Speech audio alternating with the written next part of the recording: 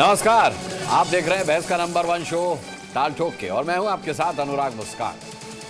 देखिए, आज एक बार फिर योगी ने सनातन विरोधियों को आड़े हाथों लिया और एक एक करके सारे मुद्दों पर ऐसा जवाब दिया है कि सुनने के बाद विपक्षी खेमे में खलबली मच सकती है, क्योंकि विवादित ढांचों और आस्था पर अवैध कब्जों के साथ ही संभल की सच्चाई भी सामने लाने की बात तो कही योगी ने, लेकिन साथ ही जब मथुरा काशी का जिक्र हुआ तो मैसेज और साफ हो गया और उन्होंने कहा कि बजट में पैसा दे दिया है, आगे काम चल रहा है, मौका मिलने पर चूकना नहीं है।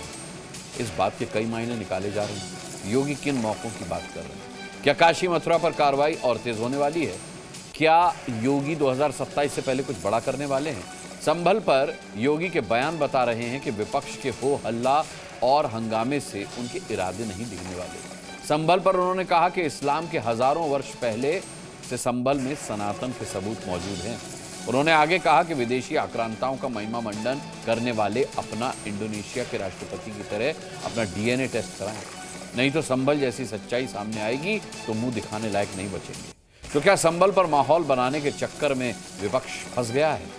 इसी मुद्दे पर आज करेंगे बहस, क्योंकि योगी ने एक बार फिर एक एक मुद्दे पर सनातन विरोधियों पर निशाना साधा है। क्योंकि योगी का साफ संदेश है, आस्था पर अवैध कब्जा नहीं चलेगा। क्योंकि संभल में सनातन के सबूतों के आधार पर सच्चाई सामने लाने की बात कही गई है। क्योंकि आक्रांताओं के पक्ष लेने वालों को डीएनए टेस्ट करने की सलाह दी गई है और क्योंकि योगी ने काशी मथुरा के जिक्र पर न चूकने की बात कही है। तो इन्हीं तमाम मुद्दों पर होगा सवाल और लेंगे जवाब, लेकिन चर्चा शुरू करने से पहले ये छोटी सी रिपोर्ट देख लेते हैं।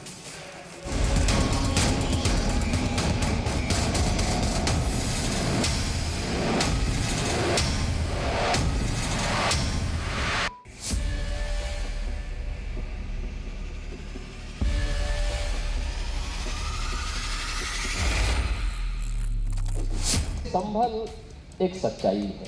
हम जबरन किसी पे कब्जा करके किसी की आस्था को रौंदे तो यह स्वीकार्य नहीं। आज से 5000 वर्ष से लेकर के 3500 वर्ष पहले हमारे पुराण रचे गए थे, उन पुराणों में भी इसका उल्लेख है। तब श्री हरि विष्णु का 10वां अवतार होगा, एक एक चीज का उल्लेख है।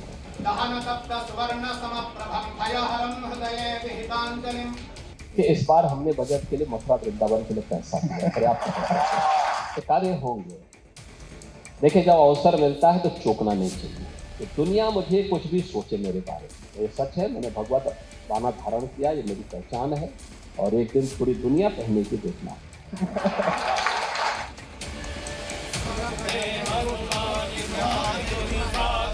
इस्लाम को उदय हुए 1400 वर्ष हुए, और मैं बात कर रहा हूँ 3500 से लेकर के 5000 वर्ष पुरानी बात कर रहा हूँ। उतने पहले इन चीजों का उल्लेख हो चुका है। याद करना, 1526 में संभल में श्री हरि विष्णु का मंदिर तोड़ा गया और 1528 में अयोध्या में राम मंदिर तोड़ा गया था। मानसिक रूप से विपरीत कोई व्यक्ति ही औरंगजेब को अपना आदर्श बना सकता है। उन विदेशी आक्रांताओं को महिमामंडन करना बंद करें, अन्यथा संभल जैसे सच जब सामने आएंगे तो कहीं मुंह दिखाने लायक नहीं बचेगा।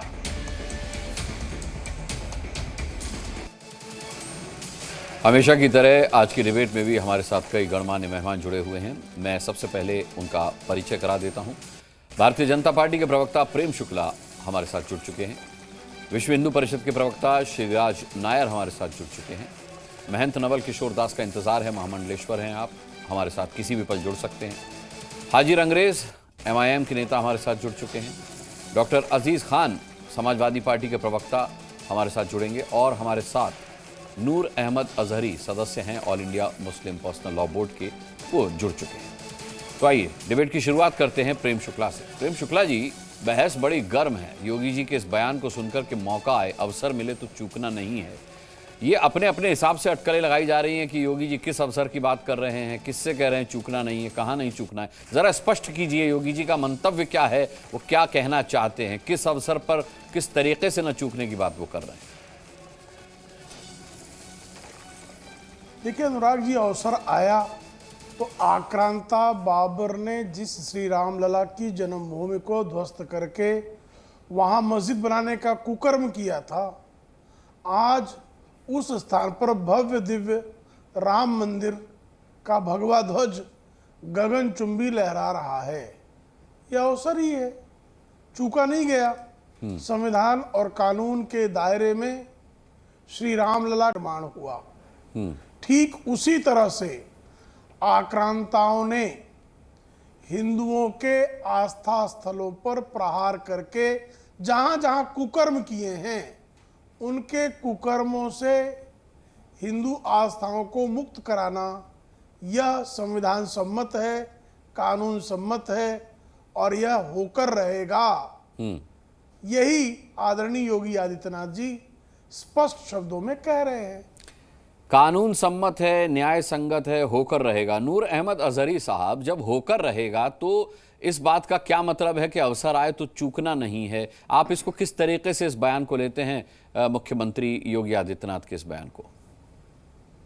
पहली बात तो मानिए, योगी आदित्यनाथ जी ने जो कहा है, अवसर की बात जो कही, उन्हें अवसर मिला हुआ है और वो चूक भी नहीं रहे। ये सही बात है। दूसरी बात, माननीय योगी जी ने भी कहा है और माननीय हमारे साथ बैठे भाई बहुत अच्छा बोलते हैं, बड़े बड़े बड़े प्रवक्ता हैं भारतीय जनता पार्टी के, प्रेम शुक्ला जी, उन्होंने भी कहा है। लेकिन दोनों लोगों ने माननीय सुप्रीम कोर्ट के बाबरी मस्जिद के फैसले के खिलाफ बोला है। बाबरी मस्जिद के फैसले पर माननीय सुप्रीम कोर्ट ने ये खुल करके कहा है और आज भी उसके ये साक्षी हैं, वो तमाम प्रमाण जो ये गवाही दे रहे हैं कि बाबरी मस्जिद किसी मंदिर को तोड़ करके नहीं बनाई गई थी। और ये दुनिया जान ले, दुनिया देख ले कि जो आज जो वहां राम मंदिर बना है वो मस्जिद तोड़कर बनाया गया है। ये अलग बात है, माननीय सुप्रीम कोर्ट का आदेश, और हमने उसको दिल पर पत्थर रखकर सही मान लिया उसको। लेकिन जो अभी भाई ने कहा होकर रहेगा, तो फिर क्यों अदालतों में भेज रहे हो? क्यों आप खड़े हो? आप तो सरकार में, सत्ता में, पावर में, आप भी करो वैसा ही, जैसा आप करना चाहते हो, जैसा आप दूसरों के किनारे हो। आप कौन सा चूक रहे हो कहीं पर? तो हम तो ये कहेंगे कि देश संविधान से चलाइए। हम नहीं चाहते शरीयत से। आप बार बार कहते हो कि देश शरीयत से नहीं चलेगा, संविधान से चलेगा। देश संविधान से ही चलेगा, संविधान से ही चलेगा और संविधान से ही चलना चाहिए। शरीयत के और दीनी मजहबी मामला हमारे हैं। मैं प्रेम शुक्ला से जवाब ले लेता हूँ। झूठ क्यों बोल रहे हैं प्रेम शुक्ला जी आप कि मंदिर को तोड़कर बाबरी बनाई गई थी, जबकि नूर अहमद अजहरी कह रहे हैं कि सच्चाई ये है कि बाबरी को तोड़कर मंदिर बनाया गया है? 100% सत्य है और सुप्रीम कोर्ट ने ही यह आदेश दिया कि बाबरी के तथाकथित ढांचे को अयोध्या की सीमा में भी, जो श्री अयोध्या जी की सीमा है, उसे बनाना नहीं है। ये सत्य है कि नहीं है? जहां तक बात है, ये बारंबार जो झूठ बोलते हैं, जिन्होंने ऑर्डर पढ़ा भी नहीं है, यह सत्य है कि एक ढांचे को तोड़कर बनाया और ढांचा मंदिर का था। वो ढांचा मंदिर का था कि नहीं था, सिर्फ सुप्रीम कोर्ट को उसमें संदेह है। लेकिन श्री रामलला की जन्मस्थान पर उनके संदेह ही नहीं था कि श्री रामलला का जन्मस्थान नहीं है। श्री रामभद्राचार्य जी की गवाहियों में स्पष्टता से यह सिद्ध हुआ, रामचरितमानस के प्रसंगों से यह सिद्ध हुआ, तमाम पौराणिक आख्यानों से यह सिद्ध हुआ कि अयोध्या में जिस स्थान पर मंदिर बना है वो श्री रामलला का जन्मस्थान है। श्री रामलला के जन्मस्थान पर बाबर क्या गधे पे लाद कर मस्जिद ले आया था? बाबर को क्या किसी ने वक्फ किया था? क्या बातें करते हैं, कुछ भी आगे मन में आया और बक बक बक बक बक बोल दिया। ये नहीं चलेगा। और संविधान के दायरे में ही श्री राम मंदिर का भव्य दिव्य निर्माण हुआ है और संविधान के दायरे में ही शरीयत नहीं चलेगी इस देश में। इस देश में चलेगा संविधान। तो वो तो नूर अहमद अजहरी कह रहे हैं कि शरीयत नहीं चलेगी, संविधान चलेगा। ये तो वो भी कह रहे हैं। और संविधान से ही काशी विश्वनाथ मुक्त होंगे, संविधान से ही कृष्ण जन्मभूमि पर मंदिर बनेगा, संविधान से ही संभल में बाबर नाम के आक्रांता ने जो मस्जिद गिराकर मस्जिद बना कायम की है वो हटाई जाएगी और वहां मंदिर का निर्माण होकर रहेगा। आप जो इतिहास बना रहे हो भारत का, आपको पढ़कर के लोग हंसेंगे कि आप जो कर रहे हो। हम पढ़कर आते हैं, पता नहीं है। हम कोई जाहिल मदरसे में नहीं पढ़े हैं, इतिहास पढ़े हम लोग। जाहिलों की तरफ मदरसा छाप जो है, जहां मदरसे में आतंकी तैयार होते वहां से नहीं पढ़कर आए। नहीं, ये मदरसों पर इस तरीके की टिप्पणी से बचिए प्रेम शुक्ला जी, मदरसों पर इस तरीके की टिप्पणियों से बचिए। मदरसों में मौलाना फजले खैर क्यों नहीं करे? मदरसों में आतंकी पैदा होते हैं, क्या गलत कह रहा हूं मैं? मदरसे में हर आतंकी मदरसे पैदा होते हैं। आपने मदरसे कहा तो सारे मदरसे घेरे में आ गए, सारे मदरसे कटघरे में आ गए प्रेम शुक्ला जी। बंद करो कोर्स में से, धरती चपटी है ये बताएंगे हम लोग को, इतिहास से बताएंगे, विज्ञान, हाँ चवन्नी छाप मूल्य बताएंगे हम लोग को, विज्ञान। झूठा इतिहास पेश करते, लड़ने के लिए बैठते हो ना चैनलों पर, जिस चैनल पर जाते हो धरती चपटी है क्या? और क्या करते हो? धरती चपटी बताने वाले हम लोगों को जो है विज्ञान बताएंगे। अरे आप अपने मसाइल देखो, अपने सीने में झांक कर देखो क्या कर रहे हो। हाँ हमको पता है हमको क्या करना है, और आपको जो करना है वो कर लेना। बनाएंगे मंदिर यानी बनाएंगे, और मुल्लों की छाती पर, बाबर की औलादों की छाती पर अच्छा ठीक है, भगवा ध्वज फहराएंगे। व्यक्तिगत टिप्पणियां नहीं, व्यक्तिगत टिप्पणियां नहीं, इस तरीके से नहीं। अच्छा व्यक्तिगत क्या टिप्पणी है? ठीक है, बाबर की औलादों पर, बाबर की औलाद कौन है इसमें? कौन है बाबर की औलाद इसमें? किसको व्यक्तिगत लग रहा है? कौन बाबर की औलाद है इसमें? ठीक है, कौन बाबर की औलाद है इसमें बताइए? नहीं अभी इस पैनल में कोई नहीं, कौन बाबर की औलाद? इस पैनल में कोई नहीं। ब्रिटिश बालों के आपने बाबर की औलादों पर इनको क्यों बुरा लग रहा है? आपने चाटे थे या नहीं? हाँ हम राम की संतानें हैं, हमको अच्छा लगेगा आप कहिए हम श्री राम की संतान उनकी औलादों जिनके लिए हमने, आप कहिए हम श्री कृष्ण की संतान है तो हमको अच्छा लगेगा, गौरव बोध है हमको। इनको बाबर की औलाद कहने पे गौरव बोध है क्या? वो तल पे चढ़ रहे थे। तू तलाक मत कर है मुल्ले। अरे नहीं, ये देखिए आप नहीं इस तरीके से मत बोलना। नहीं प्रेम शुक्ला जी, मैं दोनों ही मेहमानों से कह रहा हूं, आप व्यक्तिगत मत होइए, व्यक्तिगत मत होइए। चलिए मैं ठीक है, हाजी रंगरेज का रुख करता हूं, हाजी रंगरेज आपने भी योगी अच्छा आप आपस में मत लड़िए भाई, ये डिबेट किसी को आपस में लड़ाने के लिए नहीं है। हाजी रंगरेज, योगी आदित्यनाथ का बयान आपने भी सुना होगा, उन्होंने एक तो सनातन विरोधियों को डीएनए टेस्ट कराने की सलाह दी है इंडोनेशिया के राष्ट्रपति की तरह, और दूसरा उन्होंने कहा है कि काशी मथुरा के लिए फंड रिलीज कर दिया गया है, अवसर मिलने पर चूकना नहीं है। देखिए अनुराग भाई, जिस तरीके से तुष्टीकरण की राजनीति जब से 2014 के बाद से पूरे देश में, और जो डबल इंजन की सरकार है वहां पर, अगर आपको विकास करना है तो काशी मथुरा का ही क्यों करना है? आपके पास 80 जिले हैं यूपी में, वहां पर भी करिए। मगर ये जो तुष्टीकरण के लिए जो खेल खेला जा रहा है, और योगी जी हिंदू और हिंदुत्व की जो बात करते हैं, तो उन्हें संविधान की जो शपथ लेकर जो मुख्यमंत्री बने बैठे हैं, उन्हें अपनी शपथ जो है अपना इस्तीफा दे देना चाहिए, और अपना फिर हिंदू हिंदू करते रहिए। कोई दिक्कत नहीं है किसी को भी, ना कोई उनका कंडेम करेगा, ना उनके बारे में कोई कुछ कहेगा।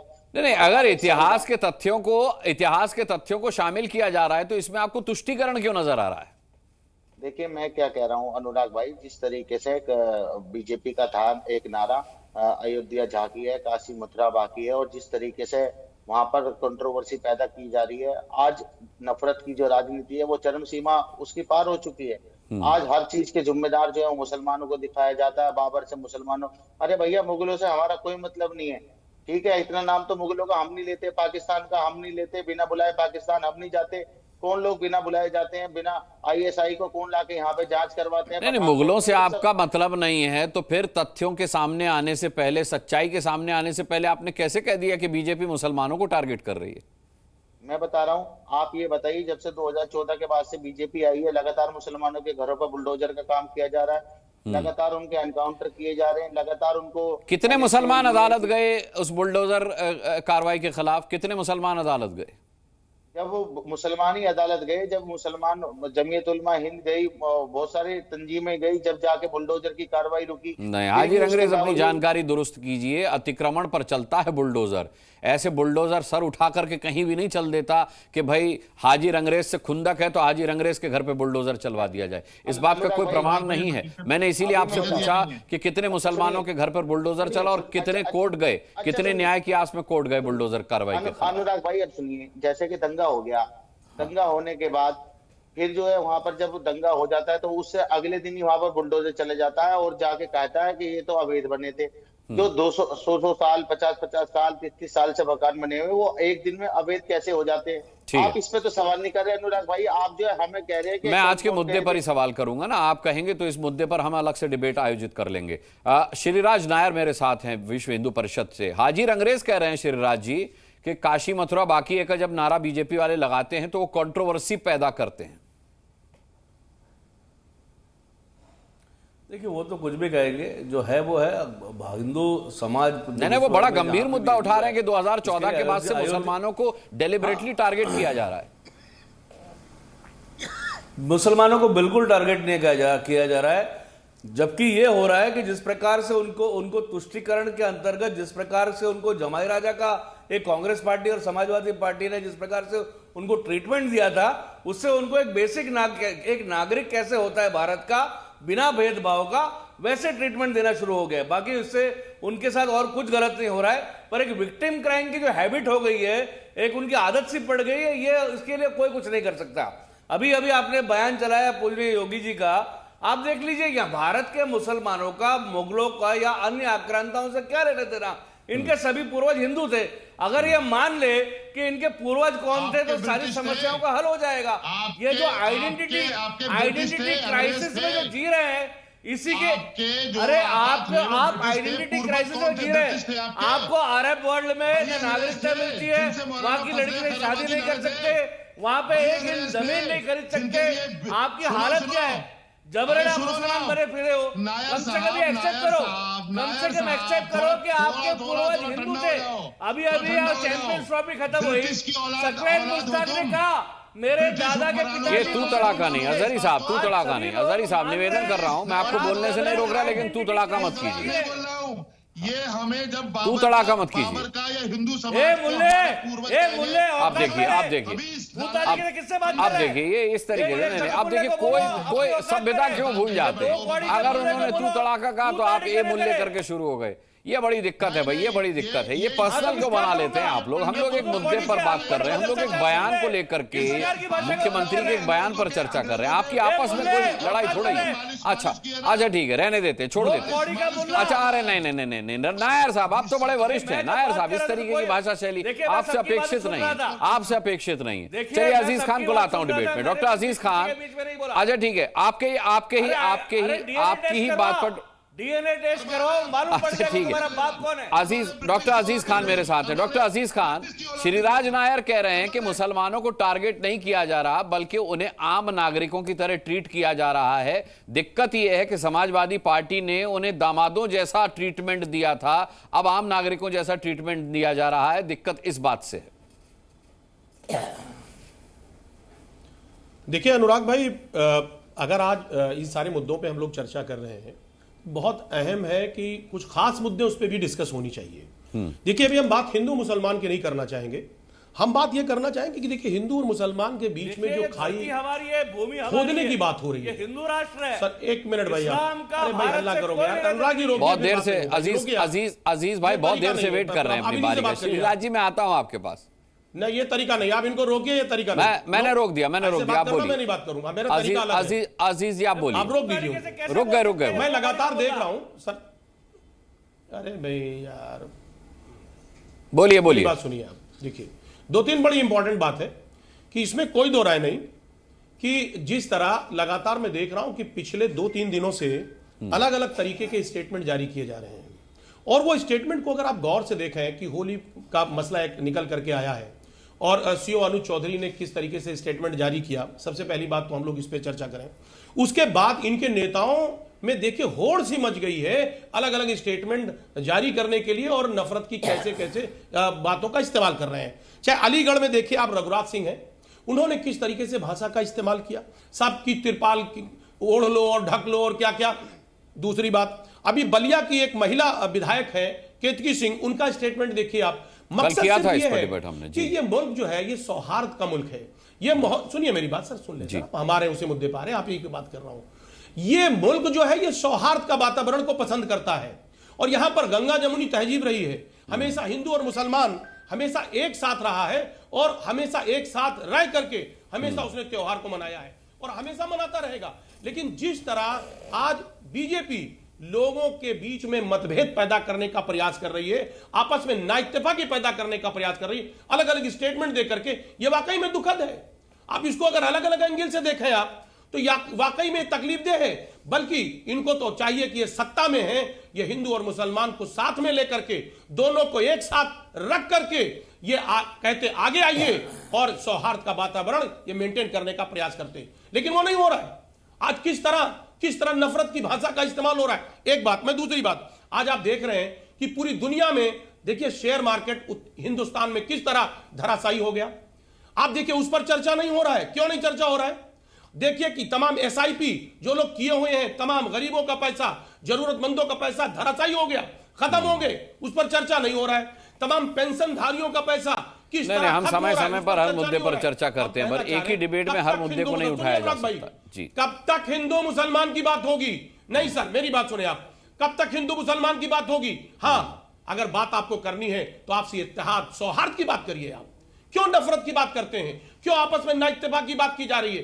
कहीं ना कहीं तमाम जो नाकामियां हैं बीजेपी की, उसे वो छिपाने का प्रयास कर रही है। ये वाकई में दुख है। समाजवादी पार्टी का मानना है आप विकास की बात करिए, तरक्की की बात करिए। हमेशा हिंदू मुसलमान, आज जनता भी उब गई है। जनता भी ऐसे डिबेट को, ऐसे स्टेटमेंट को और ऐसी भाषा को सुनना नहीं पसंद कर रही है। प्रेम शुक्ला जी, प्रेम और सौहार्द की बातें क्यों नहीं करते, नफरत की बातें क्यों करते हैं? समाजवादी पार्टी के प्रवक्ता का सवाल है। नहीं, हम तो प्रेम और सौहार्द की बात करते हैं। आपका तो नाम भी प्रेम ही है। हमने तो ईद मनाई, हमने दी। हाँ बात बता, हम तो प्रेम से ही बात करते हैं। और अजीज भाई से तो बिल्कुल प्रेम से बात करते हैं। अजीज भाई कृपा करके मुझे बताइए, हिंदुओं ने कब ईद पर पथराव किया? लेकिन नौ दुर्गा के उत्सव पर, जुलूस पर बारंबार पथराव मुसलमानों ने किया कि नहीं किया? सत्य है कि नहीं है?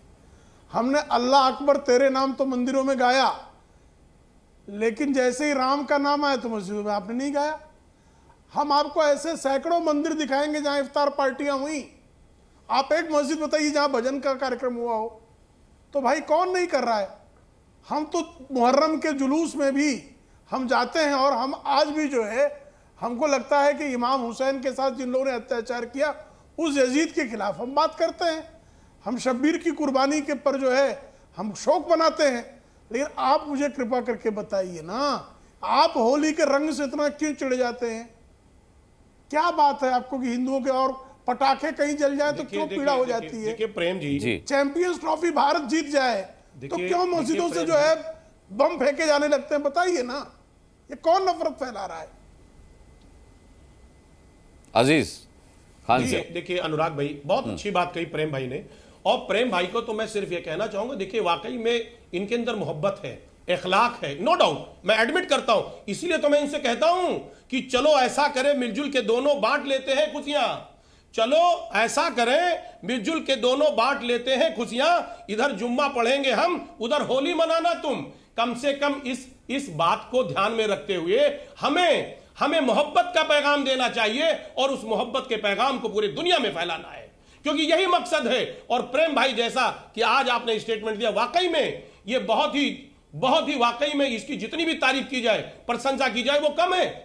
यही तो समाजवादी पार्टी का नारा है। समाजवादी पार्टी ने यही हमेशा ठाना है और यही माना है कि देश के विकास की बात हो, देश के तरक्की की बात हो, आपसी सौहार्द की बात हो, और कोई भी शख्स, चाहे वो अधिकारी हो, चाहे वो नेता हो, कोई भी शख्स गलत इस जबान का इस्तेमाल ना करे, गलत बात का इस्तेमाल ना करे, अननेसेसरी स्टेटमेंट ना दे। यही समाजवादी पार्टी चाहती है, और इसी पर हमेशा प्रेम शुक्ला जी ने कुछ सवाल पूछे थे आपसे, वो सवाल का जवाब दे दिया अनुराग भाई। इसका जवाब इनके पास नहीं होगा। मोहब्बत का पैगाम, ये जो एक तरफा नहीं, वो ये पूछ रहे थे कि भारत जब चैंपियंस ट्रॉफी में जीतता है तो मस्जिदों से पत्थर क्यों चलते हैं, बम क्यों फेंके जाते हैं? वो एक मस्जिद का नाम पूछ रहे थे जहां भजन कीर्तन होता हो। भाई यही तो दुख है सर, यही तो दुख है कि आज इस मुल्क में आखिर ऐसी स्थितियां क्यों पैदा हुई हैं कि दो कौमों में आपसी नाइत्तेफाकी क्यों पैदा हो रही है? ये भी आप पूछेंगे तो जवाब कौन देगा? ये सवाल भी आप पूछेंगे कि ये स्थितियां पैदा क्यों हुई हैं, तो फिर मैं जवाब किससे मांगूं? वातावरण पैदा करके लोगों को मुत्तहिद करना चाहिए।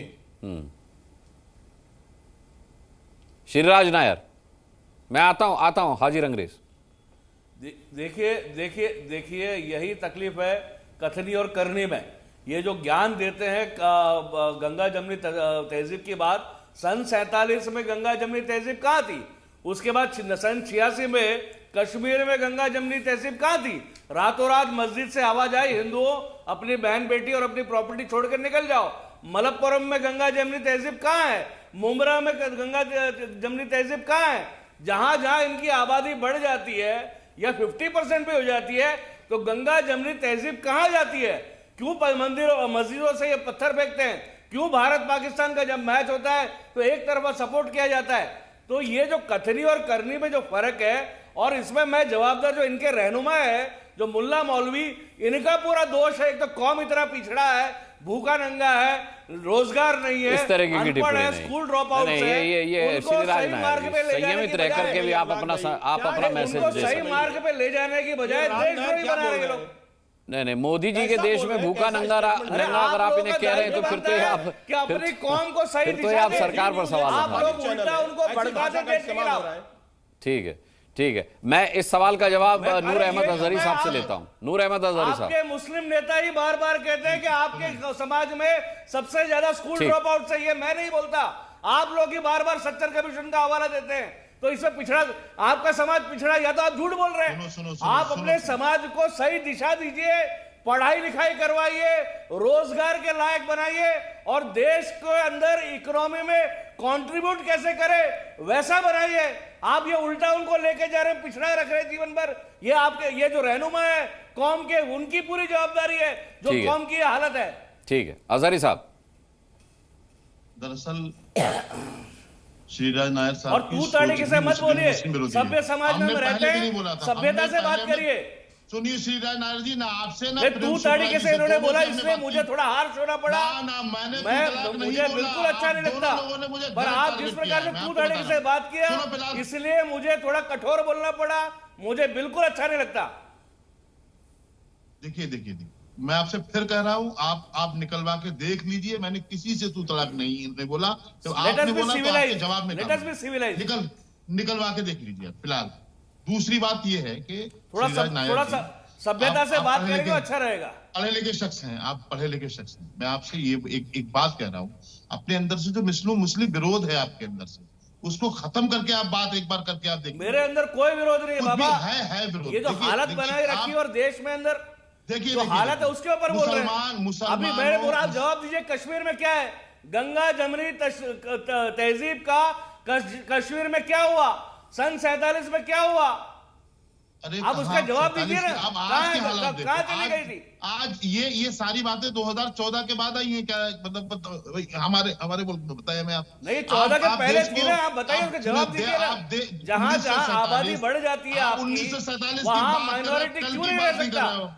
आप देखिए लेबनान में क्या हुआ, बाहर भी देखिए, जहां हिंदू माइनॉरिटी में आया उसका जीना दुश्वार हुआ कि नहीं? आप जवाब दीजिए। मैं आपसे कह तो रहा हूं, आप संभल में जाइए ना, पड़ोस में।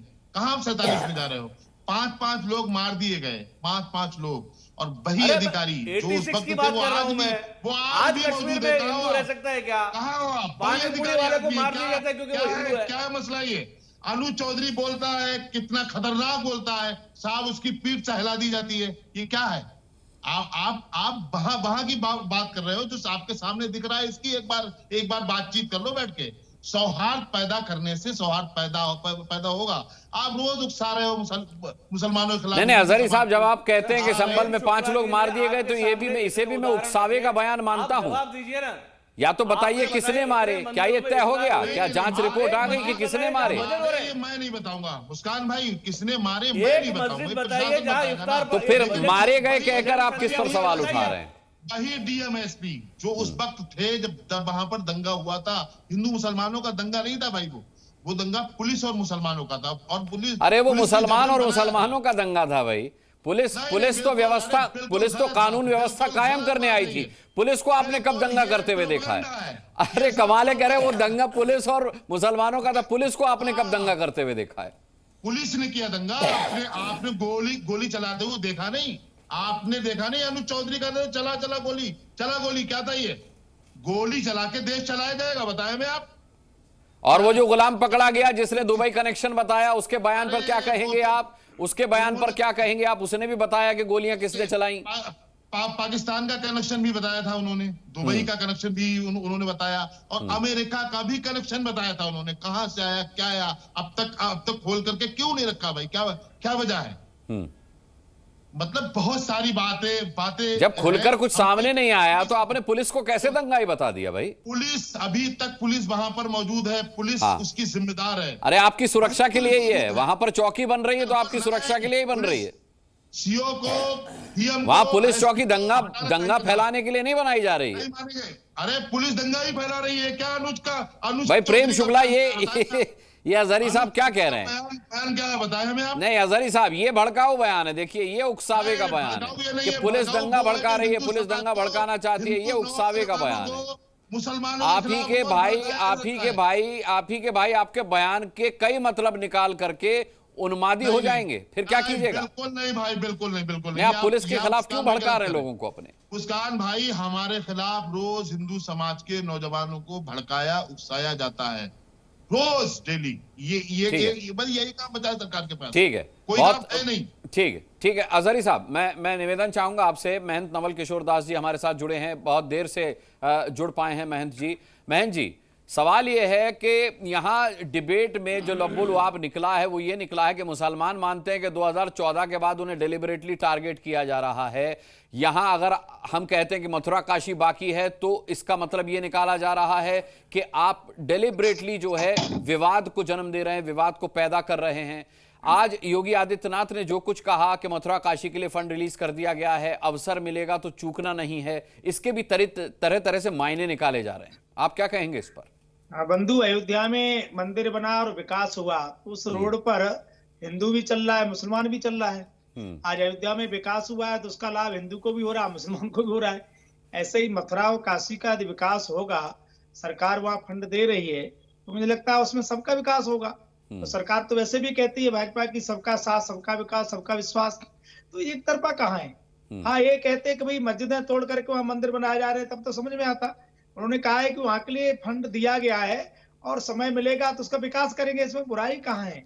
अब कुछ लोगों को जैसे पहले कहा गया कि अलग से व्यवस्था नहीं की जा रही है, आप जो कहते थे वही होता था, जो करते थे वही सही था, वो बस नहीं हो पा रहा है। कानून अपने ढंग से काम कर रहा है, इसलिए देखो भैया किसी शहर का विकास हो रहा है और कहीं का अच्छा हो रहा है तो उसमें सबका साथ होना चाहिए। ठीक है महंत जी, माफी चाहूंगा, आप बहुत देरी से जुड़े तो आपको मैं सम्मिलित नहीं कर पाया, आपको मैं उतना मौका नहीं दे पाया, लेकिन डिबेट का समय खत्म हुआ, लेकिन आपका मैसेज क्लियर हो गया है। मैं हिंदू और मुसलमान सभी भाइयों से निवेदन करूंगा कि धैर्य और संयम और सौहार्द से काम लें।